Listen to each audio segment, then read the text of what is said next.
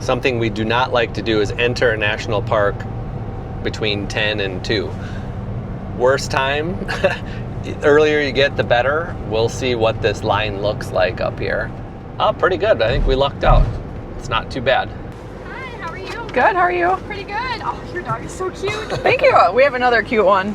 Hey, question on the Santa Elena. Santa Elena. Is there anywhere that has RV parking near there?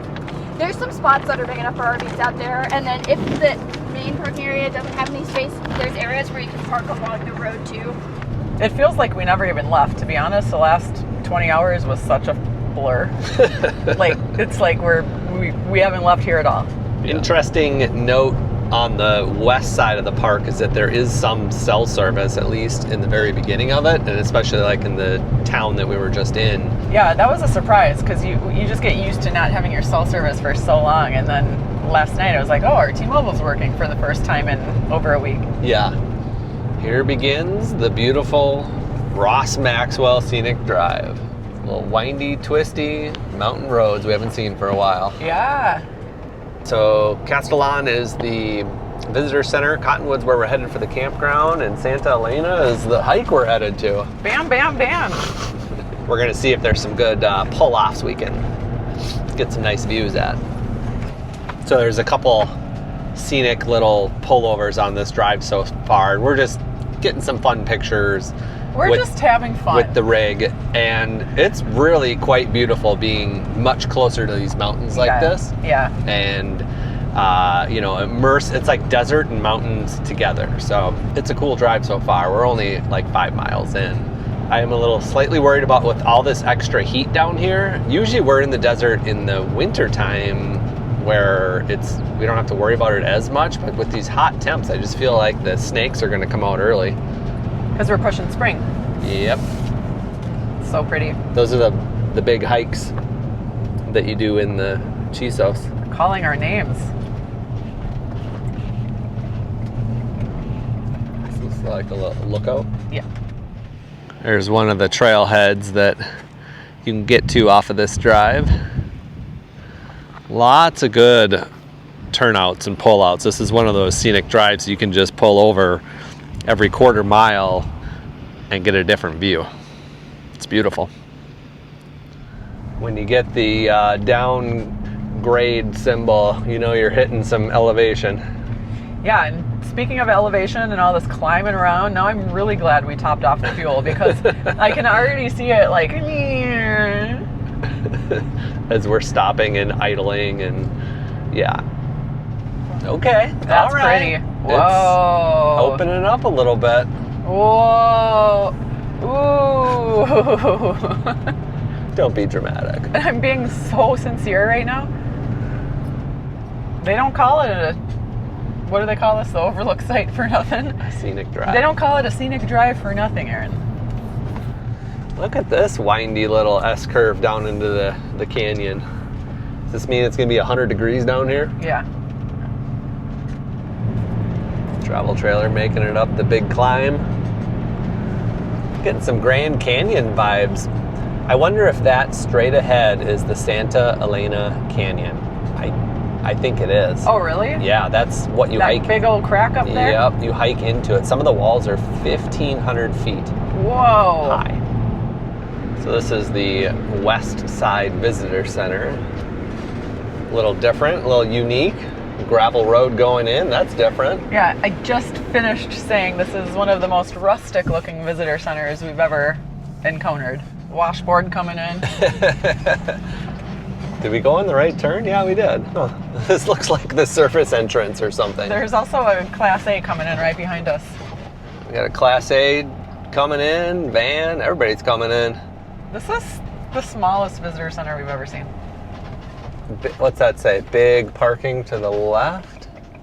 Bus parking. Oh, I don't so know. do we take the bus parking? Yeah. Let's take the bus parking, I guess. Is it, wait. We can't get out. Well, we might be disconnected. This is the bus and large RV parking, so we really don't have a choice. Yeah, well maybe maybe I'll get in and we'll back up with the thing in. I don't know, we'll figure it out. Yeah, it's 85 degrees out and pure sunshine here in the desert. says it's 97 out there, but it's almost 80 up in here. That means we are gonna turn on the generator, get the AC rolling for the dogs while we're out and about. Yeah, the map showed that the road went through as like a loop around, but it kind of just looks like there's no loop around, which is too bad because we're kind of in a little situation. We either got to unhook or try to back up, which will be tricky to do with it being this busy. Well, let's check it on out. I don't know what's here, but there's a lot of people here. Yeah, I'm interested. I'm curious about what's here. It's nice they have these little RV spots here. Yeah, I just wish they looped around. Just wish they looped around. Hey, we'll take what we can get. Yeah, it's crazy busy here. So are you thinking we maybe could have parked back in that vehicle parking? Oh yeah, I think we made the right choice. Yeah, I think this is, the map showed that this looped all the way around, but it did. yeah, I don't think it does. Well, you got to trust the signs. You know, they had RV parking signs that it would be silly if we didn't follow those. Cotton Boom and Castolon. You want to see if there's any postcards in there? Yeah, I do. Small store. They look pretty picked through besides Coors Light in the back. Coors Light's still in stock, a couple cases. Well, I think by the size of this visitor center and the rustic feel that we got here, this kind of tells you like what this area of the park is. Like, it's pretty remote down here. Yeah, not a whole lot happening. It's cool though. Used to be an old trading post in the military. Sweet. I saw that. It's funny.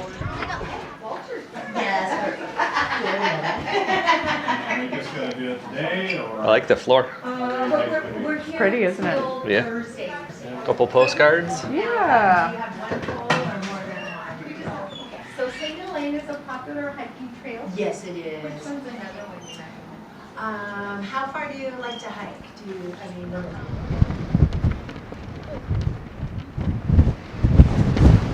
All right, so this place is definitely on the small side. Yeah, it was cool to see it. Yeah. Don't come in here with big rigs. No. We're gonna see if we can get out of it. Yeah, I've been thinking about that. What are we gonna do? What are we gonna do? So since we're less than a mile from the campground, we're just gonna detach. I'll drive the Bronco. Chris will drive the RV. And then we'll leave the Bronco at the campground, and then we're gonna take the RV continuing to drive around because it's so hot right now. It's righteously warm. Sounds like a good plan. Ready. This plan worked out okay. It's kind of our first situation, I think, where we had to detach the toad.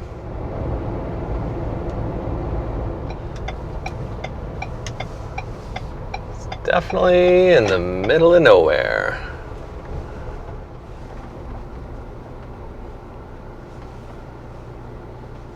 We even have a cattle guard crossing into this campground. Yeah, no generators. That is a bummer with how hot it gets down here. Oof, you can definitely see how dry and hot it's been down here. Some of the pictures and videos I saw, there was nice green grass. Actually, the other campground, Rio Grande Village, had a lot more green on it. So this is it, site 10. I was hoping there was gonna be a little bit more shade. Maybe we'll see. It looks like that tree just got cut down. That's kind of a bummer. Oof, yeah, this campground is empty right now. Hot, desolate. What do you think? I think it's pretty epic here. It's pretty badass. It's in the middle of nowhere. It looks a little dry and dusty. Yeah, I was hoping we'd be like backed up with that big rock right behind us. Yeah. But this isn't bad view either. It's not bad. There's a big rock. It's an extremely tiny campground. It's literally just this one single loop with spots on both sides, and that's it. I think it's epic. Yeah. That was the first word out of my mouth. Nice. As soon as the sun goes down, And it's going to be hard not having a generator, but I think we're going to get some cool like black sky, dark sky experience, some cool just 3 days of hardcore nature. Yeah, and I don't know if we explained that part very well as far as the no generators go here in Cottonwood. You know, it's 85 degrees, so that's why we're taking the RV right now and driving around, so the dogs are with us. And because leaving the RV here, it'd be 90. It'd be too hot for them. 5 to 100 degrees inside there, just, you know, without any shade. So that's why I kind of wanted to see what it looked like. And I think if we come here later in the afternoon, early evening, that's when it'll get a little shadier. What is that, group camping? Yeah, group camping looks like. That is the top of the line site. You can almost hear them saying, we're going to give this to the primitive campers because their tents won't ruin the view for others. Oh, they actually have it all fenced in so the wildlife don't bother them too. That's kind of cool. With barbed wire. I wonder, that must mean there's some intense wildlife here, huh? Yeah, pretty bare bones National Park campground, but also very, very beautiful. Very rustic. There is the non-potable water. Yeah, there's little spigots for drinking water, but not like a big RV fill. There's no RV dump. But doesn't it non-potable mean you can't drink it? That does. There might be. So maybe there's more than that one. Yes, I think so. That's for like washing hands and dishes. Maybe it's right by the bathrooms. So it's going to be pitch black here. Yeah, this is gonna be great. So the big to-do down here is the Santa Elena Canyon Trail, which is only about 8 miles, you know, less than 15-minute drive. Which, if you're not staying at Cottonwood, this is a long drive from anywhere else. How far is it from the beginning of Ross? Was it like an hour? About an hour, yeah. From start to finish of that point? Yeah, maybe 45 minutes. If you're speeding through? If you're not in an RV. So our goal with our Big Bend National Park stay here was to go to a few different campgrounds, explore different areas of the park, and not be overwhelmed with having these big hour or 2 hour drives to try to squeeze it all in. And unfortunately, we can't stay in the middle of the park at the Chisos Basin campground because that is only for 24-foot or smaller RVs, which is a pretty small RV. Yeah. We're about a third of the mile away and there's still a whole bunch of cars down here. So I'm sure it was really busy at some point. Looks like it's thinning out now, but yeah. I bet those canyon walls are starting to look big, aren't they? Uh-huh. Very big and intense colors. Ooh, look at all, look at these people parking in the middle of the road. Huh. It is a loop around. There is RV parking on the right, so we'll just see what we can get right here on the right. Oh, this guy brought a trailer in. Maybe we can park right in front of this Class A here. Squeeze right on in there. Oh yeah.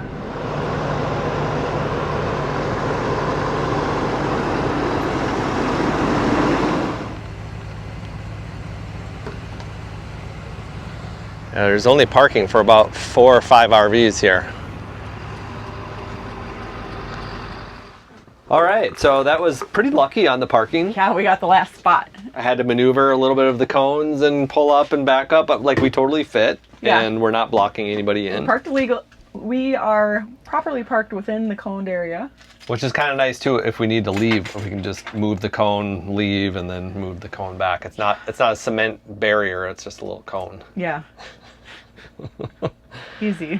Not enough parking here, though. I'll tell you that for big rigs. I think it's just so remote out here that they just don't have the infrastructure for it.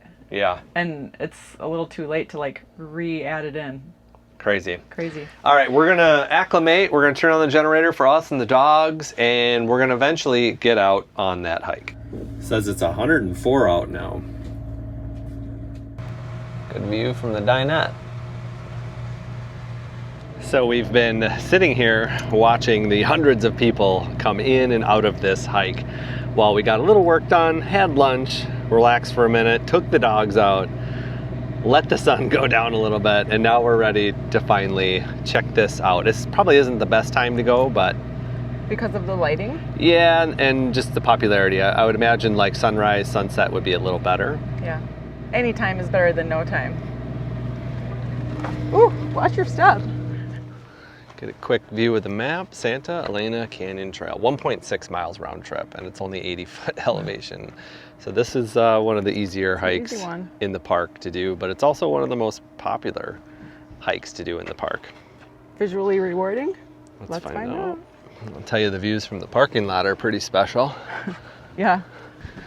Yeah, the views are spectacular from the beginning. So I think that's why people really like this hike. And then we're gonna find out how pretty it gets once we get in there. Yeah. It's been a day since we've seen the Rio Grande. I know. It is pretty spectacular. This really does look like a great spot to spend the day for like swimming. Yeah. Look at that. Yeah, little it's just sandbars. refreshing. Do you think people do swim in there during the day? Oh yeah. Yeah, that's cool. 1.6 miles is gonna feel like a breeze for us, isn't it? Yeah. Pretty cool hike so far. I like that it's a little later in the evening now at 5 o'clock. Yeah. A little less harsh of a sun angle. Uh-huh. Maybe this is a good time. It's definitely a lot less busy. Oh yeah. We had a good opportunity of watching the traffic in the parking lot, and it was slammed when we first got there. It's definitely a fun little hike. It is. So right now we've had to pull over and share the path with probably 3 or 4 other groups, oncoming traffic-wise. Yeah. Could you imagine what it would be like Earlier, where it's just nonstop, back to back to back? Yeah. Switchbacks. Oh, here we go. Oh yeah. Look at that. That's pretty cool. It says 80 feet of elevation. It's like all right here. Look at that Actilio's growing right out of the side. That's cool. Big views. So the Rio Grande supposedly carved this whole thing right through here. Wow. Isn't that crazy? Yeah, how many years ago? Carved by the river. I'm not sure. Look at this chart of how the Rio Grande used to flow. Look how much bigger it was. Oh. So you're saying it used to be way bigger? Yeah. Wow. Yeah, way bigger. Way bigger. And I can understand that because it's not really like a crazy big river. It's long, but right now it doesn't seem huge. But we've only seen it like here in Big Bend. We haven't seen much of that area. Wow. Cool. I didn't know we went up high like this. I thought we stayed down low to the river. Yeah. I don't know why. I pictured like a slot canyon. Yeah, I did too. Maybe that's where it eventually leads to. Those are blow-up rafts down there. If we had blow-up rafts, we could be doing that right now. That looks super fun.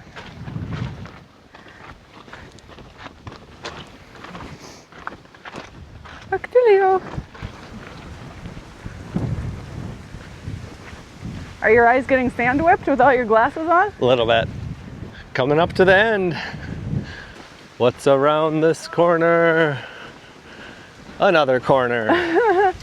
Look at, they have these giant cattails up here. Look how fat they are. Do you see them? Yeah. Biggest ones we've ever seen. I love the way that it sounds with these, like it's like woodwinds just making beautiful music. This is pretty cool. All right, is this the last corner? Aaron. Another corner. Oh gosh. Oh, They're even bigger down here. I gotta take my glasses off for those babies.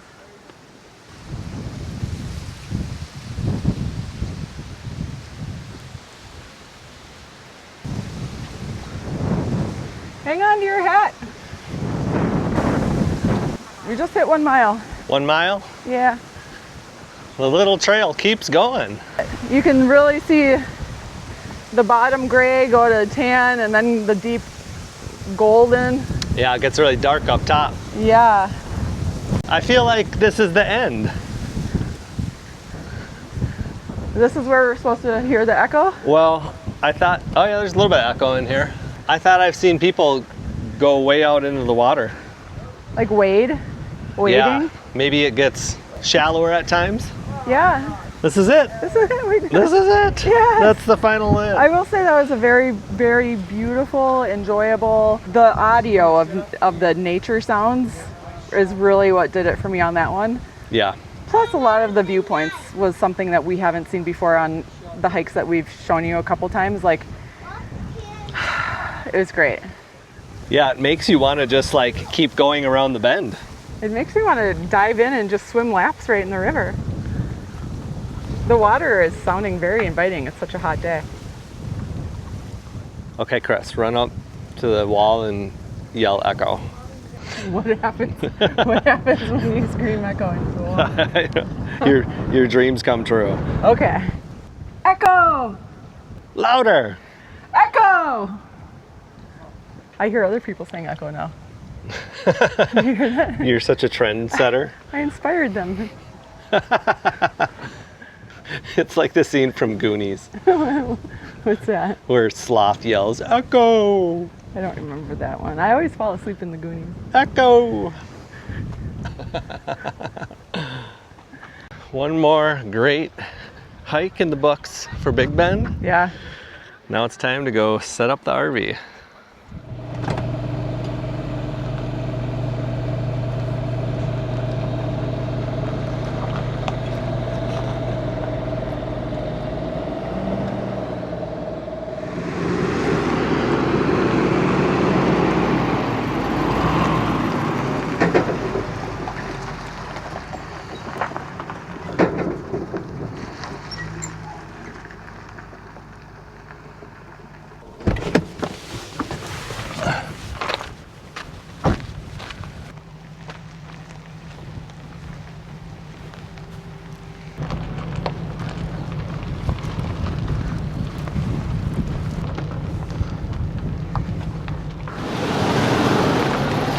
All right, home sweet home. This is a nice little site.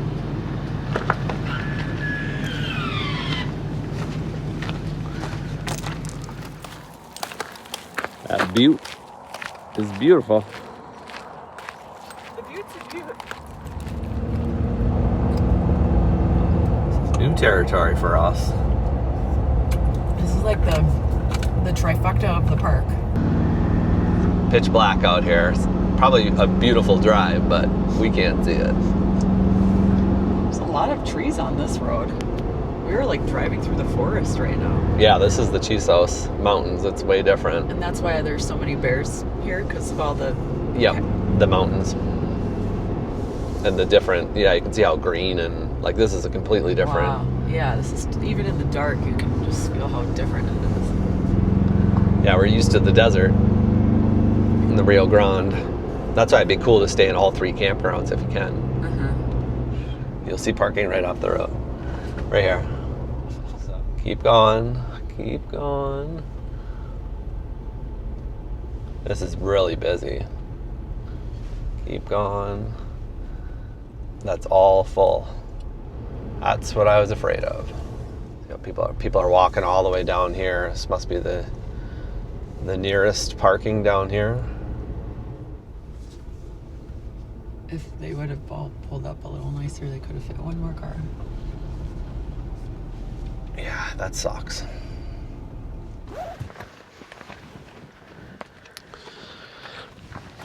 So we're 1.8 miles from the trailhead because this hike is so popular. All the parking is booked up. There's literally only parking for like 20 cars. So you got to get here early, probably by 7 or before. Otherwise you run the risk of not finding a spot. There we go. We'll take a ride. We'll take a ride. Erin, we're the only whack-doodles that have picked up people hitchhiking in the national park. All right, this is a dangerous hike. Be careful, babe. Is my red light on? What? Is my red light on? Yep. Just saying, be careful. There's cars coming up here. Yeah, the 1.8 miles is all uphill too. It's like a hike before the hike. Well, the good news is we get to go downhill on the way home when we're tired, right? Yeah.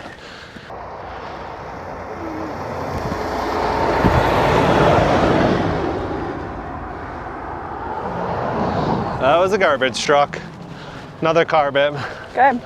This is not ideal. And then you got all this traffic of everybody trying to get to the Lost Mine hike. You wanted an adventure. You got one. 0.6 miles. It said 1.8. It was under 1 for sure.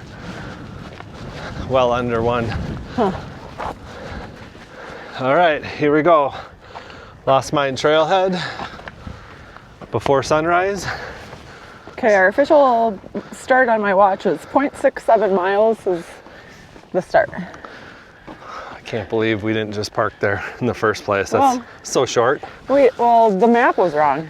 Even if it was right though, I mean, what's 2 extra miles?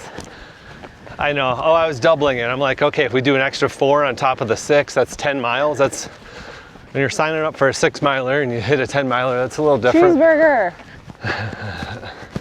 There's the views. Sun's just starting to peak up. This will be a pretty hike. I think so. This is really our favorite time to be starting for the lighting.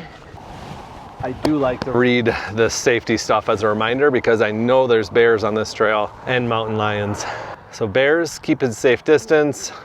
If it approaches, that's when you try to shout and scare it away. Mountain lion, don't crouch, don't run, stand together, wave your arms aggressively. Okay, time to get some serious hikes in here. Get a couple miles in. Our first glimpse of just a view. That's amazing already. I love that you can see all the little layers, like 1, 2, 3, 4, 5 layers of rock. Beautiful. Oh yeah, this feels different, like a different part of Big Bend. Yeah. We've been here for 10 days and we haven't felt this yet. So many trees.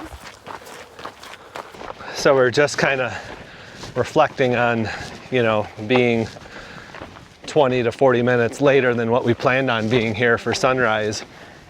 And, you know, we would have been hiking in the pitch dark. So we would have missed, you know, these spectacular views on the way up. Yeah, this lighting is our favorite for hiking, to see all of those really low light colors. But there is also something magical to be said about starting in the pitch black. Yes. With just your headlamp. Yeah. And then transitioning from pitch black to lightness. That's a really special way to start the day. I mean, just take a look this way. That is crazy. Definitely a busy trail here. You know, it's maybe 10 minutes from the Chisos Basin campground, so it's very accessible to a lot of the campers. And then, you know, we drove 50 plus minutes to get here. Rio Grande Village is about 35 minutes. Wow, this is just spectacular. Yeah. This morning sun, you have pinks, peaches, goldens, yellows. Yeah, my backup to this hike was going to be the window trail, but I knew this one is just a spectacular hike. I could tell you did not want to go to any other trail. You were set on this one. Yeah. I can see why. Okay, let's put some distance between us and that enthusiastic little child. I feel sorry for the parents. I do too. Because I know that little child is on the dad's back.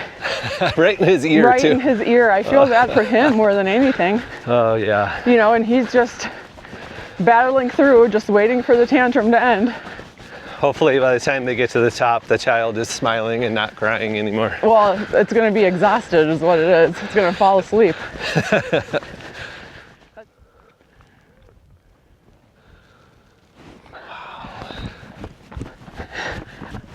I like to do the twirly selfie.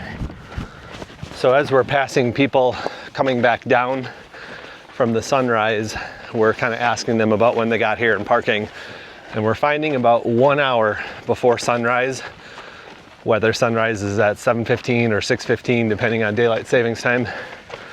1 hour before is pretty safe for parking. And then it fills up rapidly. Just goes from empty to full. We also determined it would be ideal for that schedule to walk up in the pitch black and then watch the entire sunrise from the top. And that way when you descend back down, you get to see the bouncing sunrise colors on all of this rock. Yeah, these are your views as you walk down. Right now the views are to our back, which is still exceptional because it's all around us and not hard to enjoy. But to have it right in front of you would be even more special. And overall, it's a very gradual, like 1,200 feet incline. That's why they call it a moderate hike. It's not hard. Yeah, I'd agree. It's very just gradual and steady. Yeah, it's a nice hike.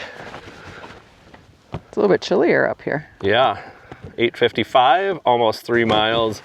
This is almost to the top. And this is where the morning sunrise would be spectacular. Yeah, it's a true 360 degrees of wide openness. The sun would be bouncing off of the valley and all of these rocks over here. There's a lot of space up here, so if you are part of that park an hour before sunrise crew, you don't have to worry about space. Like, there's plenty of standing areas. Yeah, and it kind of just keeps going up here. There's views everywhere. I think we have about another half a mile. Looks like the very end might be right up there. 3 miles. Oh, this is such a different feeling. Uh-huh. So the Yeah, absolute, you don't feel like you're in the desert here.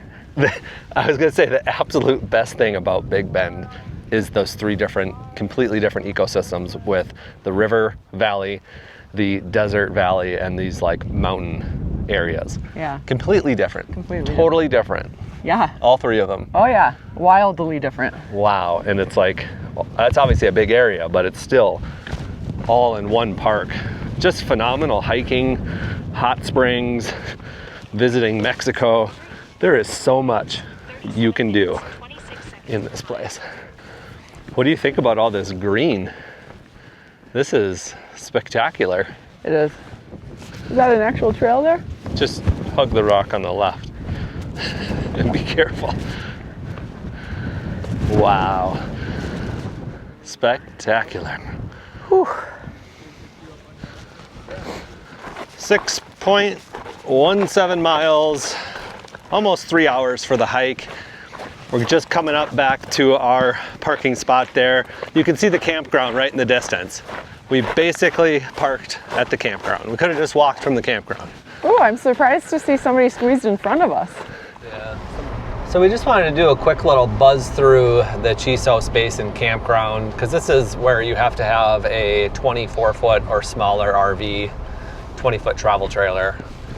Does it look like we wouldn't be able to drive our rig in here? Well, I mean, we wouldn't be afraid to drive our 34-foot Class C in here, but they're pretty restrictive. That's a camp host. The Brinkley? Yeah. So it's definitely tight. So close to the mountains and so close to all of the hikes. That's the big thing. Mm-hmm. So now that we've been to all 3 campgrounds, my favorite is the Rio Grande Village. Same.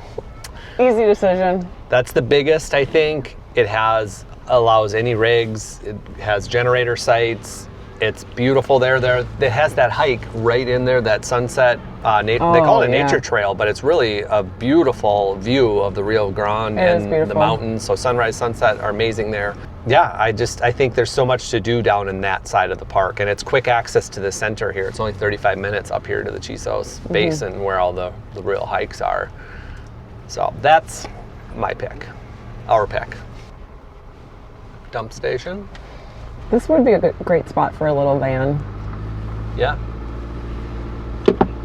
So just to wrap up the Chisos Basin area, since we're not spending any more than just this one day here, what's cool about this area, obviously if you have a small enough rig for that campground, or if you're staying in Terralinga or Studi Butte, it's a short drive to get here.